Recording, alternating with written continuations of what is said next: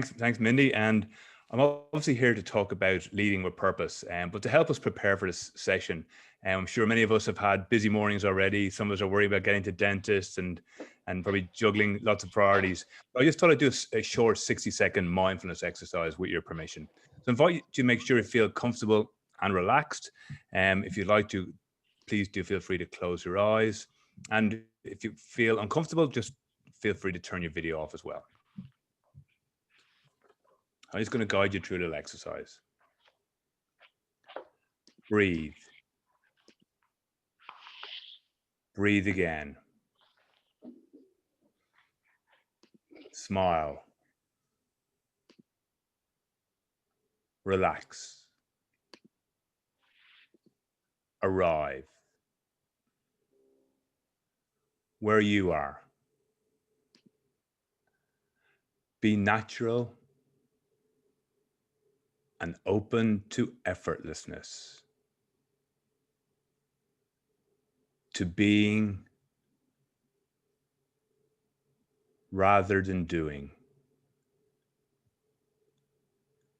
Drop everything. Let go and arrive. So hopefully you're feeling a little bit more present and just letting go of some of those things and perhaps in the background, and hopefully fully present to some of it. So hopefully some insights and some experiences from the other side of the world. So we're talking about leading with purpose. And today I'm going to share some experience, some insight around my experience of leading with purpose.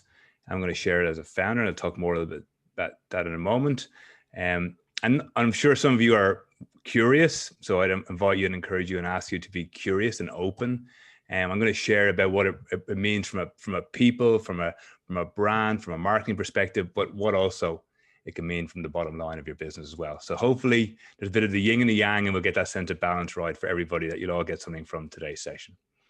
So in terms of today, I'm going to share a little bit about me, talk about Cred, the early days of our company. I'm going to talk about my experience of when we went back to focusing on purpose in our business. And then how did we move forward with purpose and the impact of leading with purpose.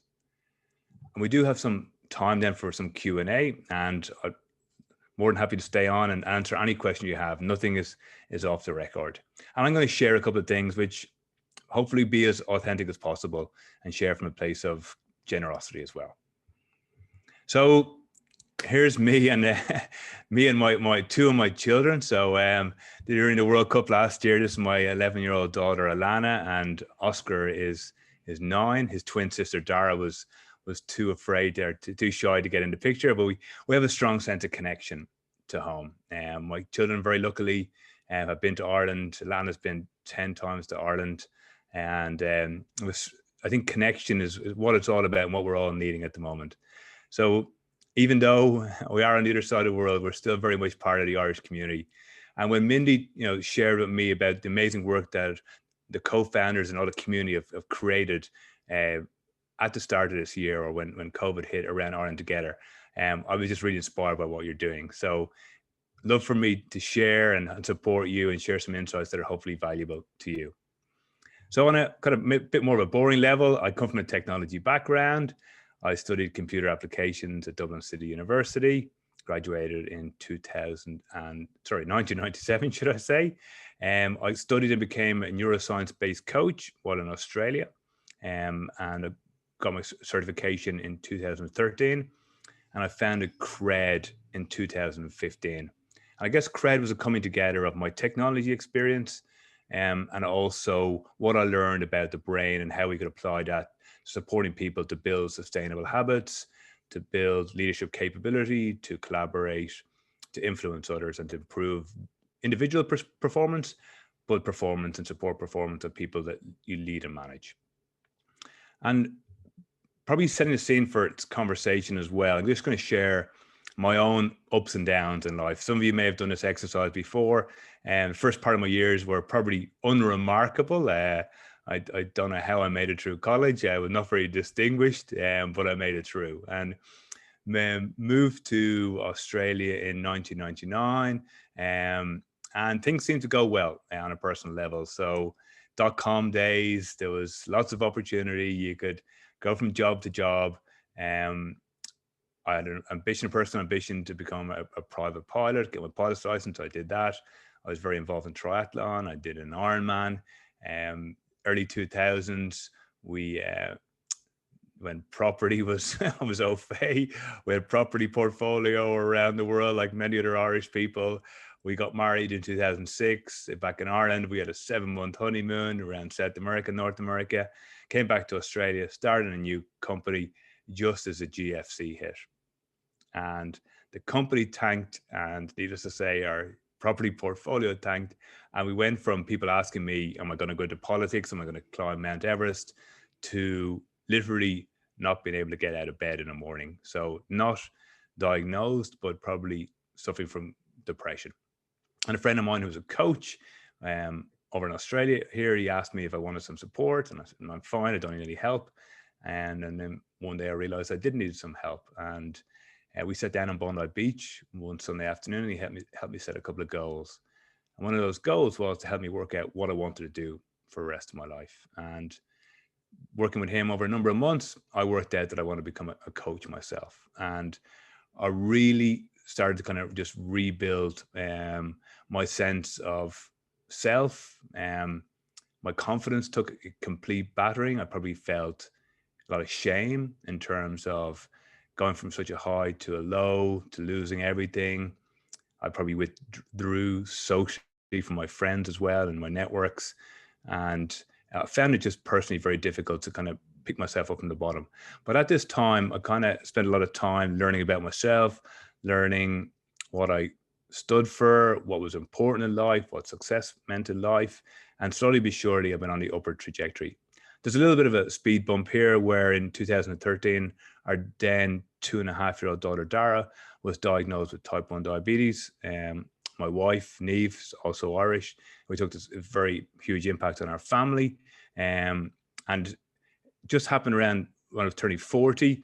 But I had this weird idea to do 40 events in a year to try and raise awareness and funds for type 1 diabetes. So it gave me a sense of purpose at that time as well. So I wanted to share that with you. We all have our ups and downs, our peaks and troughs in life. But it was probably the genesis of what came and the evolution about leading into Cred. So what I want to share with you today is my experience as a founder and how impact and leading with purpose has had on Cred, and what I'm also seeing in the purpose space as well. So Cred, the initial early days was as a personal development nut. I was having my own insights, aha moments. I would go on many courses. I just got my prop here for 1 second. Like many people, I go on courses and I learn a whole bunch of stuff about myself and leadership development, and I never implement anything in my life. And what I call it is my pile of shame, the things that someday I'm going to implement in my life. I'm gonna, or I should. And I thought, why is it that it's so difficult to kind of take intention and create that into, I guess, sustainable habits? And similarly, I was coaching people and I was running workshops and facilitating sessions. I would see people have their own aha moments and insights and go away and not implement anything in their lives. Or maybe before their coaching session with me, they would quickly do their homework a couple of hours before. So I thought, how could we use technology to fuse a combination of technology and education and coaching to help people actually create sustained change in their lives? And I was very excited about this. It was going to be very innovative. I was a founder in 2015. I had a sense of purpose. I was picking myself up off the ground. And we spent the first couple of years. Sorry, I'm going to share one more thing. Sorry, before I move on. So Cred is actually derivative of the word cred from the Irish word believe. It's not credibility. I know you're going to pull me up on like CREID. So I'll put this in here with the parentheses because the word creed just doesn't land too well in Australia. So it is derived from the word believe. So helping people believe in themselves, believe in their ability to create sustained change, believe in their ability to, I guess, influence and create the world and the community that we all want to be part of. So our experiments in those first couple of years, we were wondering, are we a leadership development company? Are we a learning development company? Are we a performance development company? And nothing ever kind of seemed right. We were a bootstrap company. So essentially, my early co-founder and myself, we did coaching and consulting, and we invested all that back into the technology to try and bootstrap and build a company. We didn't go out and get $3 million worth of funding and try and fund this venture. We tried to take the hard route. And probably this next slide may resonate with some of you. It's around when we start our own entities, our companies, our ideas. I don't know if you've seen this before, but it's around you start something, you're very optimistic about your idea, your company, got this enthusiasm, and you're launching, you're telling everybody you're launching a company, you've got this idea, you're going to make this huge change. Then you kind of see this is taking some time, you're not seeing some results, and existing business suffering. You're going, is this really worth it? And you could be up here for a couple of years in this kind of the valley, trying to figure out how do you get through this. And then some of us see payoffs and maybe think this is not a bad idea whatsoever, and then it works. And my next speed bump in my own personal journey was about just over 2 years ago. I was preparing for a pitch, and I was pitching to an Australian government agency here in terms of leadership development work. I lost all feeling inside of my face, and I thought I was having a stroke. Long story short, I went to hospital and got diagnosed with acute stress and anxiety. And the doctor said to me, "Are you under any pressure at all?" And I was like, "Well, I'm a founder of a company. We're not making any revenue, and it's all going out. It's very stressful." He said, "Well, I suggest you try and get some help and go and see a psychologist." So at this time, we just weren't seeing the results, and my wife, who'd been very supportive, said we kind of need to make a decision. This is around March last year, 2019. We weren't seeing results, starting to impact and make inroads into the meager funds and savings that we'd made post GFC. And I was forced with, like, do I shut the business? Do I give up? Do I just admit defeat? Do I move on, go and get a real job? And I came across a company called Business of Brand here in Australia, and they supported me to go back and look at purpose. So what I want to share with you is, what does it mean to go back and focus on purpose? Many of us think it's a nice to have, and it's like something, a mission statement that we'll work on our idea, we'll have a lean canvas, we'll figure out what problem we're solving, and this kind of purpose mission stuff is all kind of fluffy stuff. But what I want to share with you is, what was it like going back to purpose and how we gone forward with it? So the definition of purpose is a reason for which something exists. I'm sure it's pretty straightforward. I'm sure we can all agree with that and connect with that. Many of you might be familiar with Ikigai, the Japanese. I'm sure I see some people nodding their heads here around trying to find a connection around what is it you really love, what is it you're good at, what is it the world needs, and what can you get paid for, and trying to find that kind of connection. And sometimes if you have something you love but you can't get paid for, maybe it's just a hobby, and so trying to find that kind of sweet intersection. So if you haven't looked at this, I'd really encourage you to start having a look and really explore what are you finding from a personal purpose or the company purpose. So in March 2019, working with Business Brand, called Bob, they encouraged and invited me and a number of other companies to think about the difference you want to create in the world. What do you really care about? What's your reason for being? And over the course of a number of weeks and workshops, spent some time really focusing on what purpose meant to both myself and the business. And I was probably in the last chance saloon here of my business. I had 6 weeks before I was closing the doors of Cred.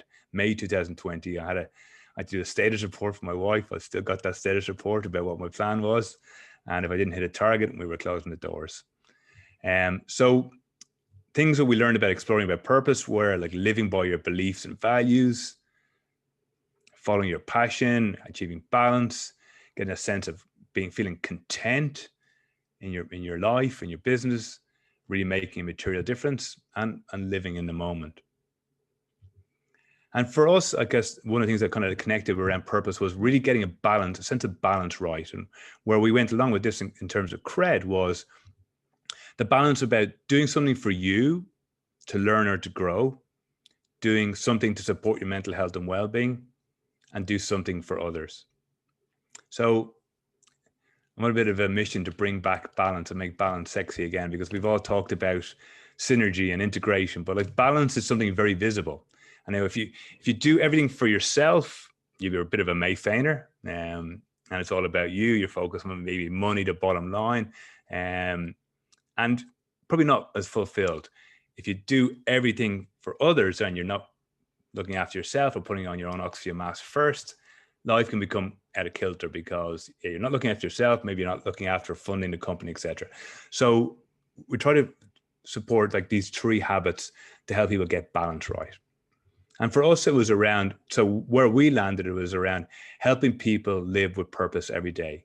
So building the habit of learning and moving forward, and whether it be a growth mindset or whether it be learning those next century skills of fourth industrial revolution skills that we're all learning about, that we all need to focus on, they're traditionally called the soft skills, which we know they're not soft. They're soft as hard. We all know that. The habit of mental health and well-being, doing one thing every day to actually prioritize health and well-being, and the habit of giving. And I'm not just talking about financial giving. I think about like doing for others, your community, family, and the planet. And so one of the outputs from my work with Bob was that we call this thing called a Cred ladder. So we know that our who, our community, is people who want to live with purpose every day. Our purpose is to enable collective actions today to impact tomorrow's world. Our vision is 3 billion actions by 2030 to support the UN global goals, while really importantly, helping people see their own impact and contribution. And the connections, bridges, we connect people, we bring people together, they learn and they create impact. And then how we do it is we've got community, research, education, digital platform, and products that sit. Now, this is Cred on a page. And essentially what we have over here is a brand-led growth, which is built on purpose, where we pull the market towards us. Most of us go with a sales-led approach. Hi, I'm Ronan. I've got this app. It does these things. It's got these amazing features. You should use it. It gives you these benefits. It's awesome. Whereas, I'm not saying you don't need that, but if we lead with a brand-led or purpose-led approach, you actually pull the market towards you.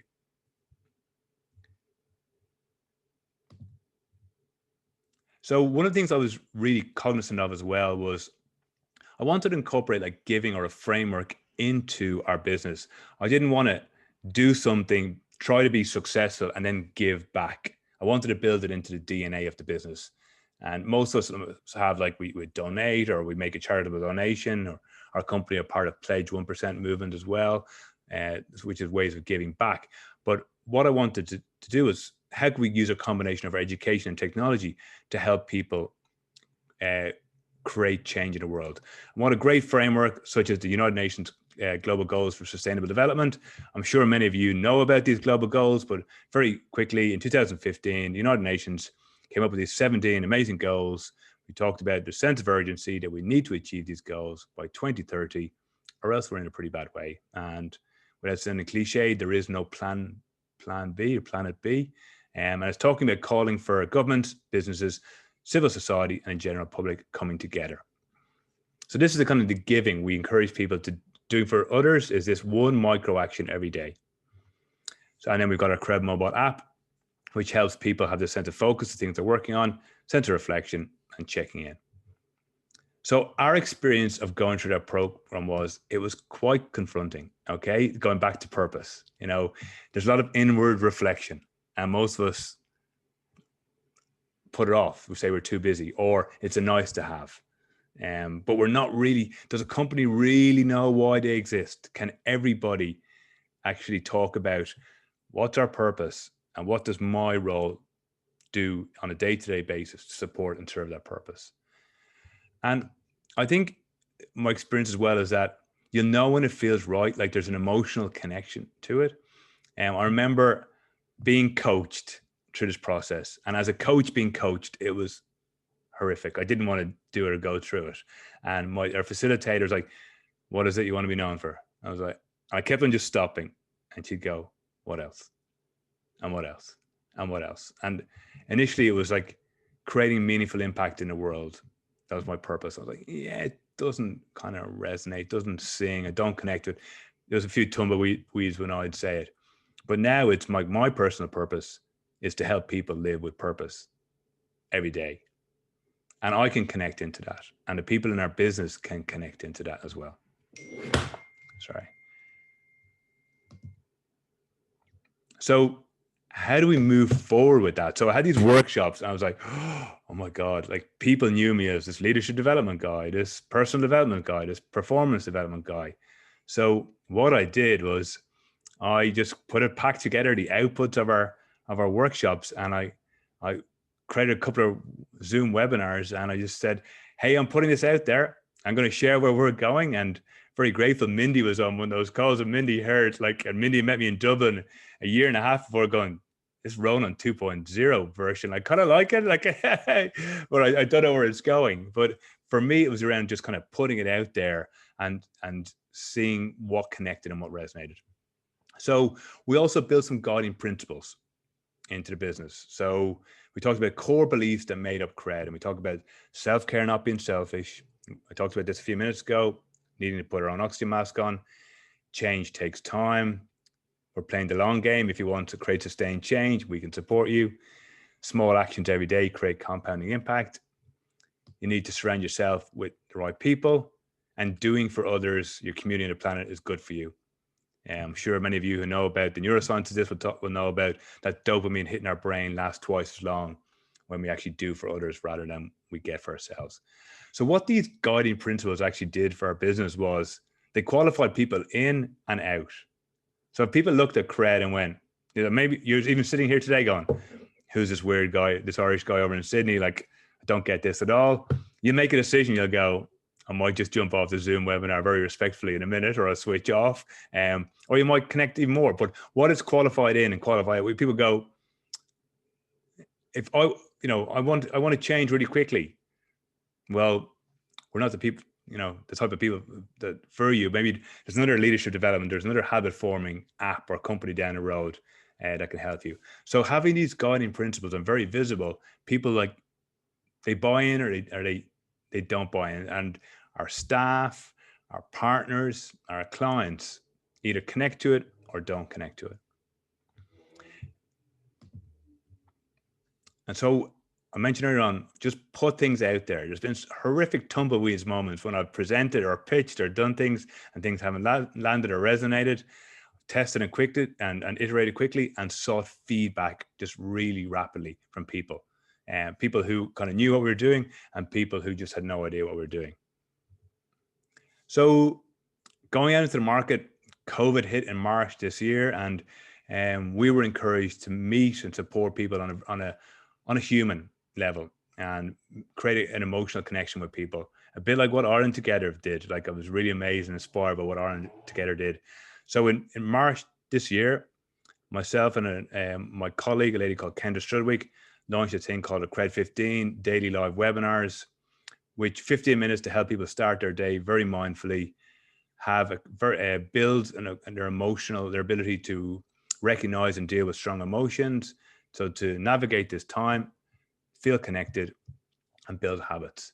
So we launched this thing on the 27th of March, and we literally had the idea the day before, launched it. We had people from all over the world join us. So we did 250 live webinars up until just last month when we just taken a mini break. Then we built a community around that, and people said, this is amazing. We're learning about neuroscience, our brain. We're learning how to get through this time. We have a positive space. So we launched these 30-day challenges, which help people learn a bit more. I'll talk about that in a moment, but there was 30-day challenges. We've gifted 6 months of these, and then we gifted 30-day challenges for university space. So these are very quickly, these 30-day challenges where we help people put the foundation to well-being in place, learning how to learn how their brain works, learning more about who they are, helping them find their personal purpose, and then final month, helping people build their network around them. So very quickly, I'll go through an example of one. So we did this 30-day challenge with our partner in the US. Our Sullivan Foundation partner have got a network of 70 universities. We just completed a 30-day mental health and wellbeing challenge. So very briefly, what it is, it's about helping students navigate this time, have a sense of connection and build habits. It was based on the United Nations global goals. So we get people a sense of purpose bigger than themselves at this time, while giving them daily structure and focus. It was a very simple framework, we had a very simple approach. It was a learning element, a once a week webinar, daily support at 8:45 in the morning in US, and then the accountability through the Cred mobile app. And the framework was a very simple framework: focus, move, and connect. Focus was helping people just slow down, check in, recognize their energy levels, recognize how they were feeling, recognize what they were thinking. Move for at least 30 minutes every day. Many of us know that when we're stressed or overwhelmed, one of the things we give up is physical exercise. So encouraging people to move in that kind of incidental movement into their day. And then the doing for others was the connect one. The action was call and connect with one person every day. Just check in, family member, friend, colleague, someone else in the community, just to check in on their mental health and well-being and to check in to see, are they okay? So we were able to track and measure the impact of this. So this cohort of students completed 875 actions over the 30 days. They checked in a total of 477 times, and we're able to show that this group were physically active for over 8,700 minutes. Probably most proudly, 339 people outside of our community benefited from a call or a check-in. So this butterfly or ripple effect in the community, and we're able to create, I guess, the momentum or the vehicle for that. So some of their most recent results, we found that 85% of our participants are extremely likely to continue on their actions, increases in awareness of energy levels, people are feeling more connected, and people are building awareness of their energy and their emotions, should I say, and then people average moving for 15 minutes more each day.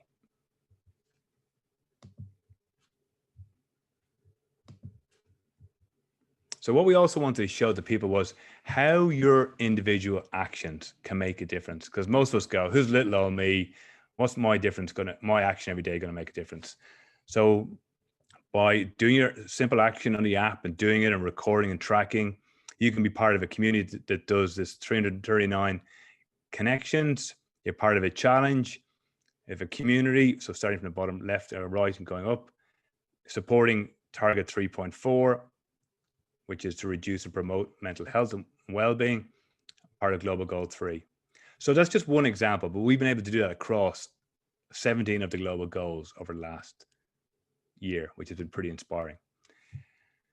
So what we've learned about what people want and need, we're seeing that people are needing support for mental health and well-being, obviously connection, but they'll stay because they want to have a sense of purpose. The world has changed. There's been a realization, there's been an awakening. People are rejecting some of the old ways, and we're finding it in younger people, in terms of who we're attracting, but we're really sensing that people are like, I want to get off the treadmill I was on. I want to live very differently. I have one crack at this life. So we're really seeing that people have that desire and want.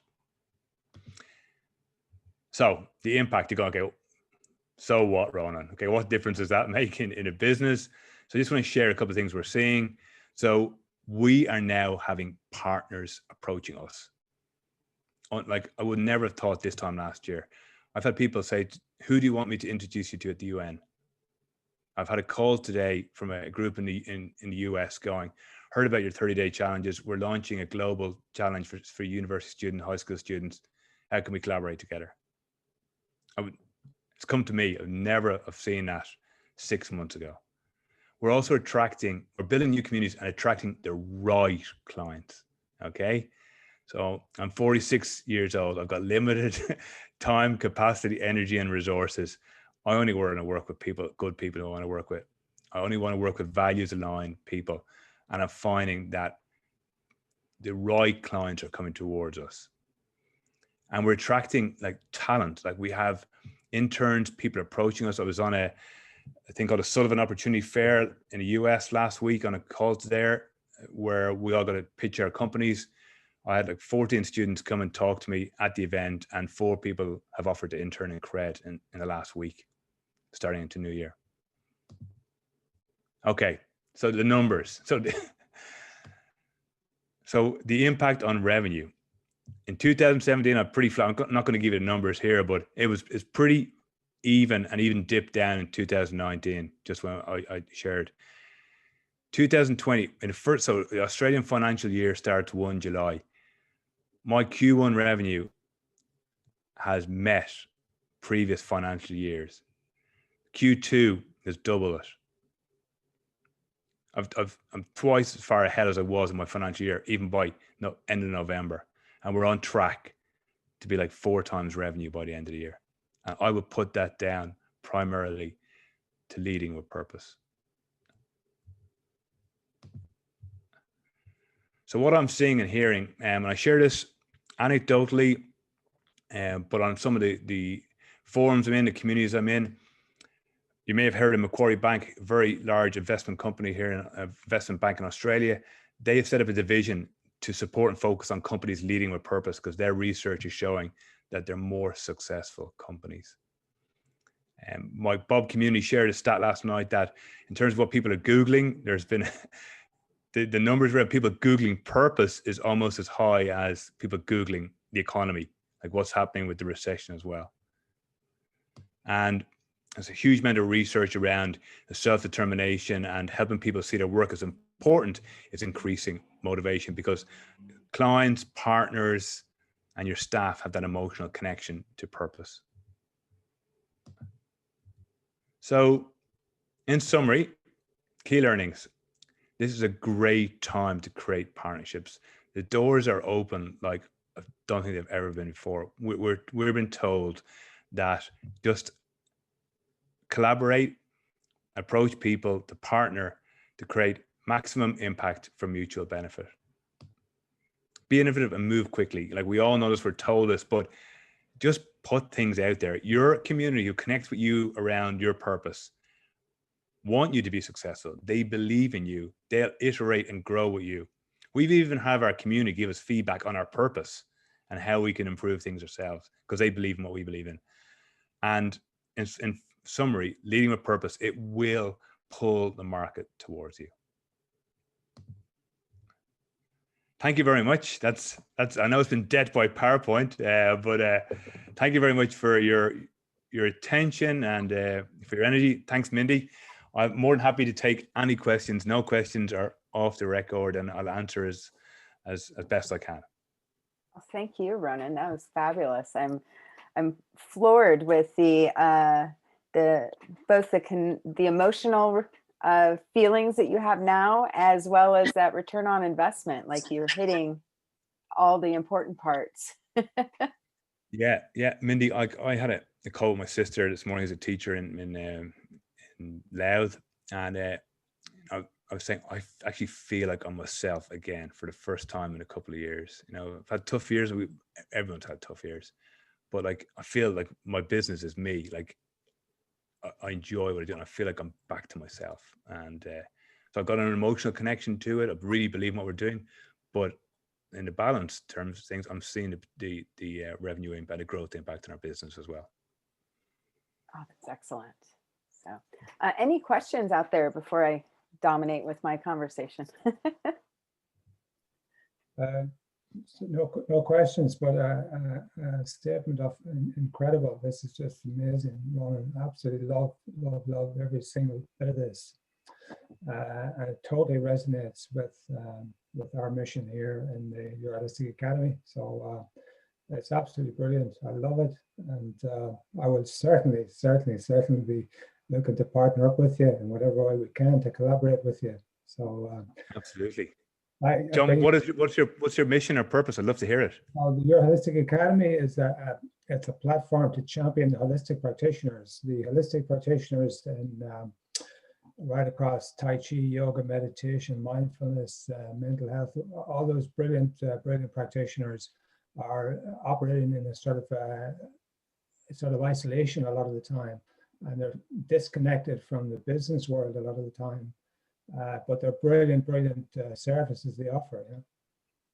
So the idea is to build a platform, a community of holistic practitioners, and to provide the business supports and services that they need, the technology, the sales and marketing, social media, and all the rest that they need to actually get their message out there. Because the answers, I mean, the holistic way of life is the answer, and the holistic practitioners actually have the answer, but how do they share that answer with the rest of the business community? So, brilliant. I love it. Yeah. It's about collaboration. Fantastic. And it's about the ethos and the integrity of what you do, and it's about purpose. And yeah, so I had a personal transformation 2 years ago, my own energy, and I just got completely re-energized through a spiritual retreat. So my mission is more a spiritual one, but that we have to align ourselves in every level: physical, mental, emotional, and spiritual. And once you get that alignment in your own life, then you just want to share it with everybody else. Yeah. That's fantastic, John. Well, love to chat more. Thanks for your comments, John. I really appreciate it. Yeah, fantastic. Thanks for sharing about your amazing work as well, John. Thank you, Ronan. Yeah. I have a question for you, Ronan, if that's okay. I know you from Bob. I knew I'd seen you somewhere before because I've been on those webinars every Tuesday morning as well. Oh, have you? Brilliant. Yeah. So my purpose is to help people love their bodies, love who they are without explanation, without apologizing, because every time I have a client in my studio, I'm an image consultant. The first thing I hear is, oh, I don't deserve it. I don't spend money on myself. I have this big bum, or I have no waist, or I have fat ankles, or they apologize, they explain. And so my purpose is really to show people, men and women, that there's no need to apologize, that they are who they are, they're unique, they're a fingerprint, they're like a fingerprint, and to celebrate all of that. And my whole purpose changed over the summer based on that, listening to the Bob people. My question is, how do you pivot that and cement it and get that message out there? Are you brave? Are you bold? Do you become a bit disruptive? Do you become, what do you do to bring people along with you? So I don't know, were you on the Bob Summit at all last week? Did you listen to any of the Bob Summit? No, I will. I have the recordings. I haven't listened to them yet. So Sarah Skeet, one of the ladies who actually was my facilitator at Bob in Australia last year, she shared an example of, she said, I remember like coaching Ronan when the first time when he came up with his purpose, and he went, I can never say that. I think in the back of my head, I've always gone this thing, like, and this is going to sound really bad, but this kind of Irish thing where I'm here in Australia going, I help people live with purpose every day. And I can imagine my friends back in the pub in Ireland going, have you seen Ronan? Yeah, What's right. Ronan's doing in Australia? Ronan's, have you seen what he's doing? He's helping people live with purpose every day. Yeah, good. So, I think what I've tried to do is we've all got a fear. So it's not like an absence of fear, but like I think I've got a bigger why or a bigger purpose to get over that. And I just keep on putting it out there. And I know I think what we do, it's not going to resonate with everybody, but we'll find our community and the people it has connected with people all over the world who believe what we believe, who want to create that change in the world, who want to be their best self, or as John said, live very holistically, or maybe your message around the body image really resonates with them and they go, maybe I thought it was just me. I think there's a lot of people feeling like they're on their own. So I think community is really important. So you're probably familiar with Simon Sinek's work around when he talks about start with why and the law of diffusion of innovation, where I think what a lot of us are is there's innovators, there's early adopter people, and we kind of need each other.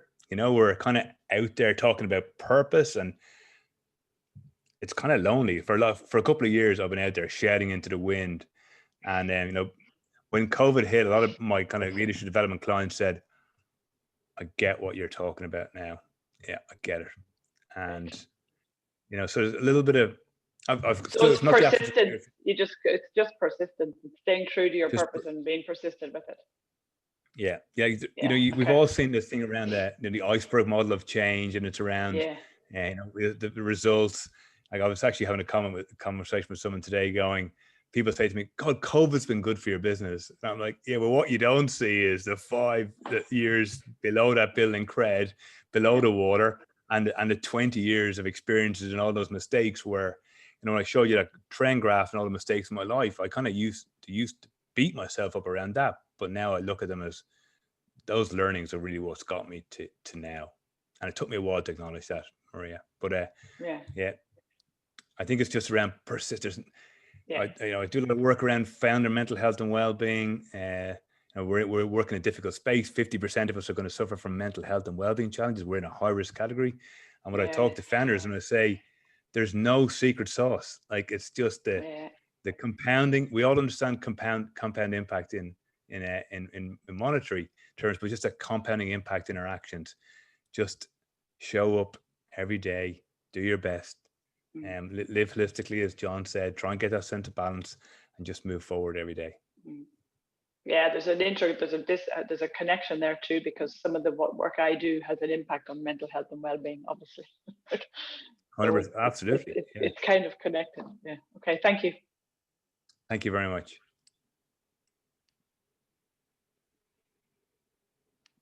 Ronan, I was curious, when you decided when you were sitting on the beach many years ago and working with that coach to kind of set some goals and then get back to your purpose, the journey there, like, do you think you could have done this on your own, or did you need someone to facilitate that journey?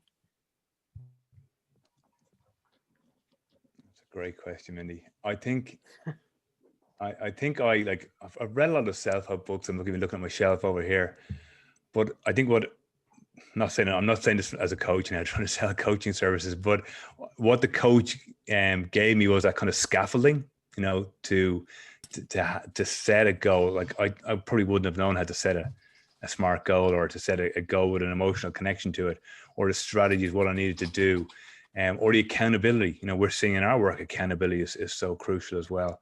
So I think I've been lucky enough to have people around me who have supported me, but also challenged me on things as well. And we all need that black hat thinker who is very different to us and who will challenge us and push back. I used to kind of just say it is around surrounding myself with the right people who would just endorse my view. But I equally now I've got more comfortable in my own skin. I've got people who will tell me the 5 reasons why something won't work, and think about it as that it's feedback on the idea, not me. Mm-hmm. So I was trying to separate my sense of identity. So Minnie, I actually think the first thing in that, when I look back at that, was actually admitting that I needed some support. I think being vulnerable, and even like sharing these stories in a community like this, I probably would never have done that a couple of years ago, but I think we've got a responsibility. I've often talked about, and sorry, another rugby analogy here, but for those of you who have read the All Blacks book, Legacy, and I know it might be the over commercialized, hyped up one, but they talk about having a responsibility to leave the jersey in a better place. When you get a jersey, you become in a position, you got to leave that jersey in a better place. And I kind of think it's incumbent on us all to leave and support a community, and leave it in a better place and give back. I think it's really important to support each other, because starting your own company, doing something takes courage, and it's, we only see the success. And I do student talks at the universities, and I talk about like the ups and downs, and a lot of people come to me at the end and say, thanks very much for sharing like the difficult part of it. We only ever hear about the success. Like, we hear about the Atlassians or the companies that have made a fortune. And as I'm sure you'll each know, these are difficult paths we're on. And that's why a community like Ireland Together supports people and helps people navigate this time and provides them resources and the expertise in a very collaborative way. So I think we do need support. Long answer. Well, I am totally a proponent for collaboration. And I do, I think that right now people are having trouble asking for help, as you said, you know, putting it into the right words, figuring out what they need help with. And, you know, what we're trying to do with the community at Ireland Together is really encourage that authenticity that you just talked about, and being vulnerable so that we can really ask for the, even the general, hey, I don't even know where I am right now, anyone, to, you know, very specific, I need, you know, accounting help or marketing help. But just being able to voice that is a huge hurdle. And I love the going to purpose as a way to create that scaffolding so that you can continue to move forward, but also bring the right people in. I mean, it's listening to the presentation, and I listened to a few, but this one of yours especially is just, I loved it. It was really good, talking about how you are attracting those people, and the other value aligned, those needing to find their purpose and then really wanting to go with it. Yeah, absolutely. I think it's been, like, you know, it's been a North Star, like, for our business, but it also creates clarity of, like, of purpose. Like, you know, in an organization, we can make hiring decisions. I've talked about the guiding principles. It's very clear there in black and white, like what we stand for and what we don't stand for. Yeah. And if it's not right for people, that's great. That's fine. Like, there's lots of other people who can help. But I think asking for help and being vulnerable is very, very difficult. But it's great things happen when people come together. Like, when people come together to support a common purpose, it's amazing what people could do together. It's so true. I loved everything you said, Ronan, by the way. I mean, I work, so apart from Ireland Together, I have a digital transformation consulting advisory firm. And no matter where people start, they think it's going to be technology, they think it's going to be something, but the amount of, I also do a lot of mentoring for startups with Enterprise Ireland, but everyone comes and they're like, we need to grow, we need this, our revenue, our pricing model. I'm like, so hold on, let's take a step back. Why do you exist? What do you care about? What is your purpose? And it's the hardest thing for people that is like, well, we just help people. This is what we do.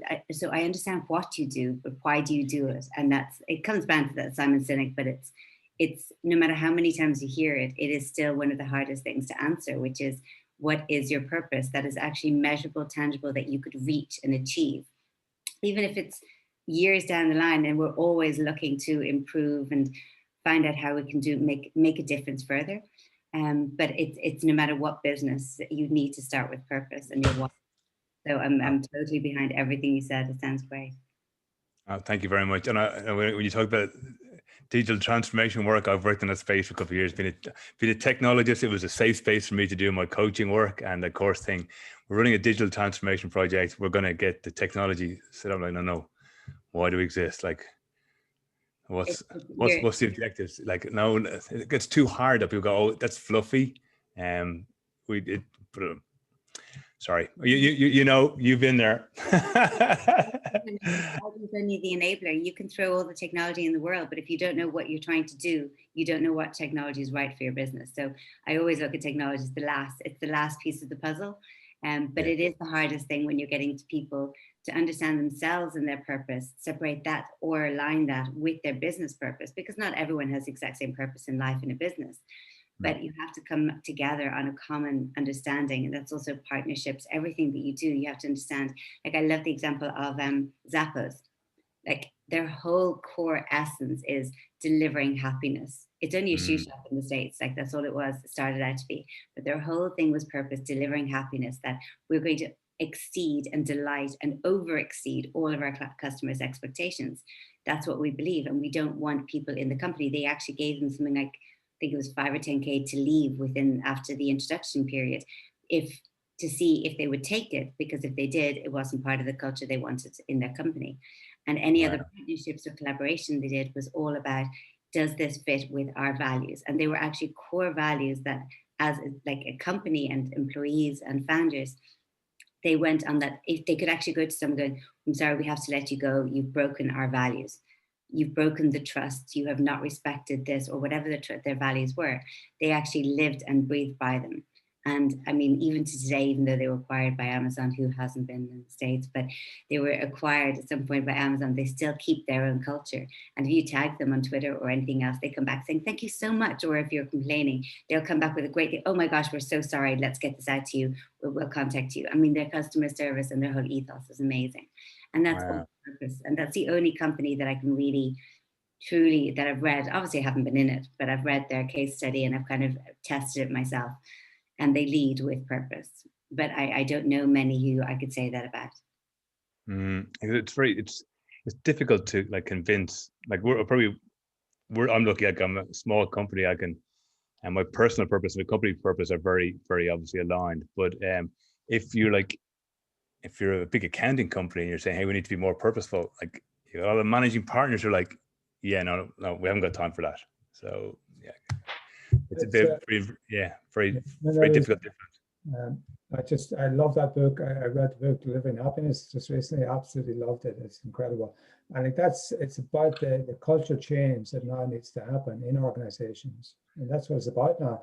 And this is the perfect time with the lockdown for people to sit back and reflect and to realize that some of the old management structures and corporate structures just aren't going to work anymore, because people have got enough information now, they've got enough knowledge now to know that that's not the way people need to be treated anymore.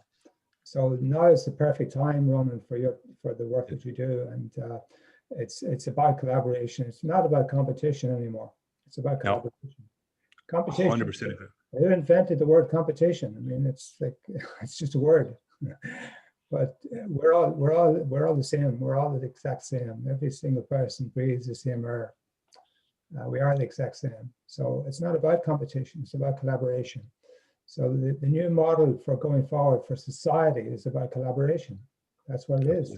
Yeah, and the newest word is co-opetition. It's collaborating with competition. So it's co-opetition is what it's all about. People are, I mean, we're all similar people. If you're all in the business, we're all trying to make business, but like your competitors can be your partners if you find a way to do that as well. So yeah, co-opetition.